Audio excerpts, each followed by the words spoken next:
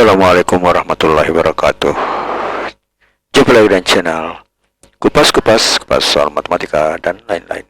Kali ini kita akan membahas tentang mudah memahami tes intelijensi umum untuk ujian CPNS tahun 2023 tentang pengenalan logis part 20 atau bahagian ke-20.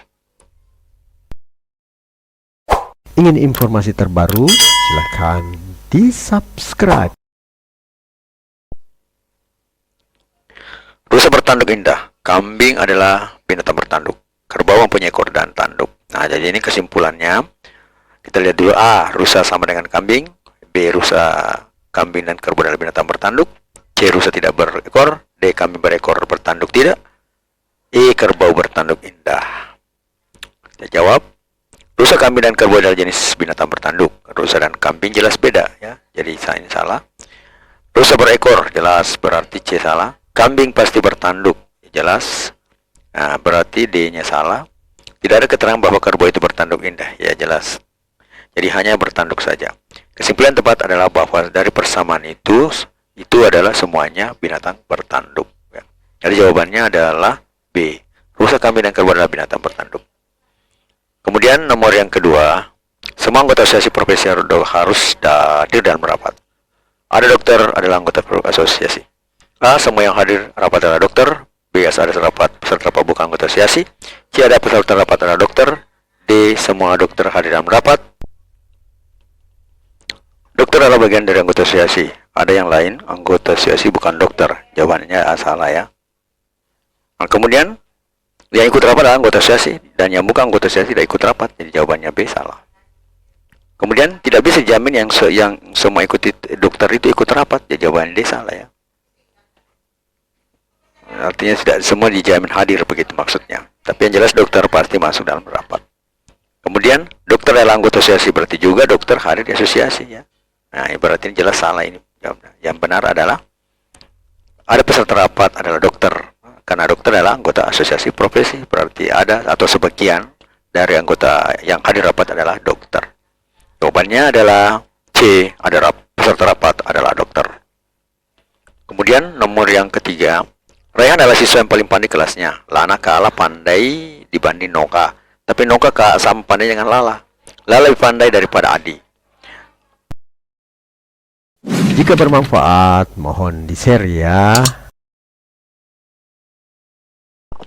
A. Noka tidak lebih pandai daripada Lana. B. Lana tidak kalah pandai dari Rehan. C. Lala lebih pandai daripada Rehan. D. Lala lebih pandai daripada Lana. E. Adi lebih pandai daripada Noka. Kita jawab. Misal yang kita tanda lebih besar ini diartikan lebih pandai ya. 1. Raihan paling pandai, jadi tidak perlu kita kasih lebih besar ya, karena tidak ada bandingannya, karena dia paling pandai di kelasnya. 2. Lana itu lebih pandai pada Noka. Lana itu kalah pandai dari Noka. 3. Noka itu sama pandai dengan Lala ya. Nah, kemudian Lala itu lebih pandai daripada Adi. Noka tidak lebih pandai daripada Lana ya.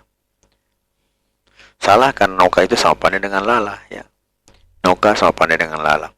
Lala itu lebih besar daripada Lala itu lebih pintar daripada Lana. Kemudian Lana tidak kalah pandai dengan Raihan. Jadi ini salah juga ya. Ini salah karena Raihan itu yang terpandai di kelasnya ya. Berarti B-nya salah, A-nya salah dan B-nya salah. Kemudian Lala lebih pandai pada Raihan. Juga salah ya, karena ya Raihan yang paling terpandai kelasnya. Selanjutnya Lala lebih pandai daripada Lana.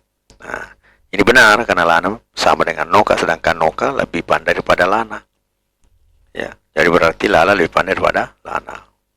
Selanjutnya Adi lebih pandai daripada Noka. Salah, karena kepandaian Noka sama dengan Lala, sedangkan Lala lebih pandai daripada Adi. Berarti jawaban yang tepat itu adalah D, Lala lebih pandai daripada Lana. Selanjutnya nomor yang keempat. Perhatikan beberapa pernyataan berikut. 1. Penguasaan matematika tidak rendah atau sulit untuk menguasai IPA. 2. IPA tidak sulit dikuasai atau iptek tidak berkembang. 3. Jika iptek tidak berkembang, maka negara akan semakin tertinggal. Berdasarkan ketiga premis di atas, maka yang dapat disimpulkan: A. Sulit untuk memajukan negara. B. Jika penguasaan matematika rendah, maka iptek berkembang. C. Jika penguasaan matematika rendah, maka negara akan semakin tertinggal. D. IPA dan iptek berkembang. E. IPA dan iptek tidak berkembang. Ya, jawab. Nah, kalau kita lihat P atau QI itu ekuivalen dengan tidak P maka QI. Nah, satu, kita penguasaan matematika tidak rendah atau QI sulit untuk menguasai IPA. Nah, kalau kita ekuivalenkan berarti jika penguasaan matematika rendah, jadi ingkaran dari tidak rendah ya, rendah, maka sulit untuk menguasai IPA. Yang kedua, P, Q-nya juga IPA tidak sulit dikuasai, Q iptek tidak berkembang. Nah, di sini jika P maka Q, IPA sulit dikuasai karena tidak sulit karena menjadi sulit, maka iptek tidak berkembang. Nah, dari situ kita bisa melihat silogismenya ya. Nah, yang ketiga dulu, jika iptek tidak berkembang maka negara akan semakin tertinggal ya. Silogismenya adalah premis 1, jika pernyataan 1 maka pernyataan 2 ya. Jika pernyataan 2 maka pernyataan 3. Kesimpulannya belumnya, jika pernyataan 3 maka pernyataan 4. Nah, kesimpulannya adalah jika pernyataan 1 maka pernyataan 4. Nah, kita lihat tadi yang kalimat sebelumnya, berarti jika penguasaan matematika rendah maka sulit untuk menguasai IPA. Premis 2, jika IPA sulit dikuasai maka iptek tidak berkembang. Yang ketiga, jika iptek tidak berkembang maka negara akan semakin tertinggal. Sehingga kesimpulannya adalah sesuai dengan model rumusnya, jika pernyataan 1 maka pernyataan 4, berarti jika penguasaan matematika rendah maka negara akan semakin tertinggal. Jadi jawaban yang tepat adalah D ya, jika penguasaan matematika rendah maka negara akan semakin tertinggal. Suka dengan videonya? Like dong. Selanjutnya nomor yang kelima.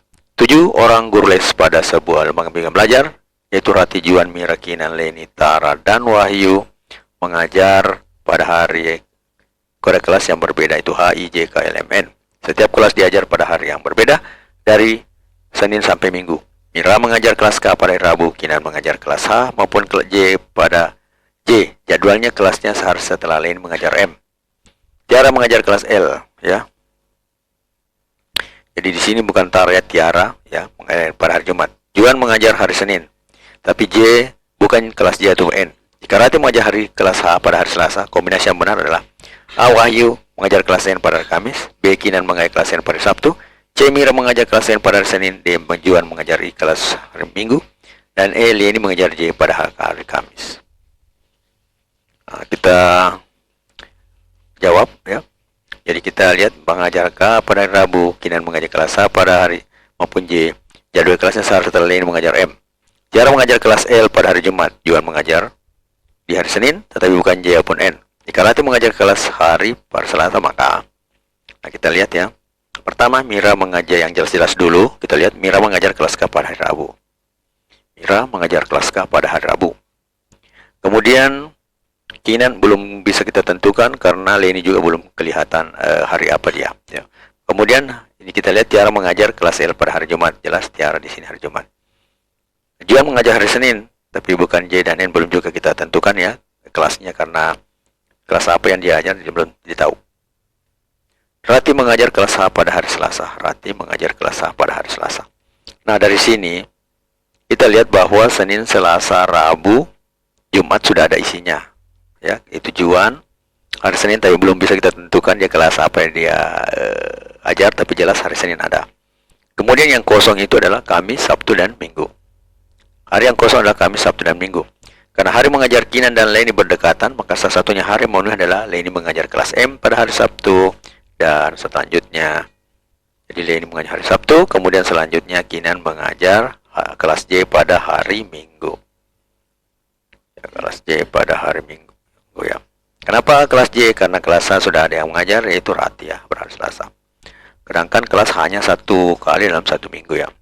Kelas itu ya, maksudnya misalnya kelas H ya, kelas H pada hari Selasa, tidak bisa lagi hari Rabu kelas H lagi ya. Nah, kemudian karena ini sudah semua, kemudian Juan mengajar hari Senin, tapi bukan J dan N, salah satunya yang memenuhi itu adalah kelas I ya. Ya, Juan mengajar pada hari Senin. Ya, hari Senin mengajar Juan hari Senin.